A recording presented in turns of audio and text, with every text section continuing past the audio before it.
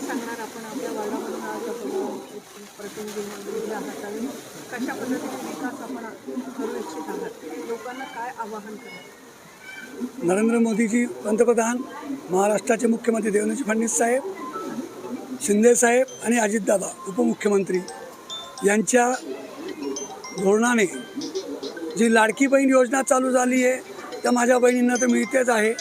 काही आरोग्य सुविधा असतील ते सन्मान्य गिरीश भाऊ, जळगाव शहराचे लाडके आमदार राजू मामा विकासाच्या रथावर स्वार होऊन जो विकास करतायत, कुठं काही त्रुटी असतील त्या आम्ही आता त्यांच्या मार्गदर्शनाखाली दूर करण्याचा प्रयत्न करतो आहे. जळगाव जिल्ह्याचे पालकमंत्री माननीय गुलाबजी पाटील साहेब यांच्या आशीर्वादाने आणि त्यांच्या DPDCच्या काही निधीने काही अपूर्ण कामं असतील ते आम्ही पूर्ण करण्याचा प्रयत्न करू.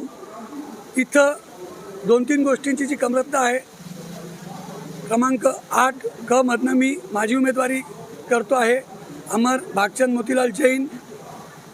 या निमित्ताने एवढंच सांगू इच्छितो, आदरणीय आमदार राजूमामा भोळे यांच्या विजनच्या आणि त्यांच्या नेतृत्वाने जो काही विकास झाला आहे, काही विकास बाकी आहे, तो आम्ही पूर्ण करण्याचा प्रयत्न करू. जय हिंद, जय महाराष्ट्र, जय श्रीराम. इथं युवा वर्गाकरता जिम करणं गरजेचं आहे.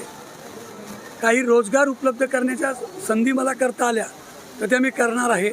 मी सर्व प्रभाग 8 क्रमांकाच्या वासियांना नम्र विनंती करेल की आम्ही महायुतीचे 4 उमेदवार यांना बहुमत मतांनी निवडून द्यावे. जय महाराष्ट्र, जय श्रीराम.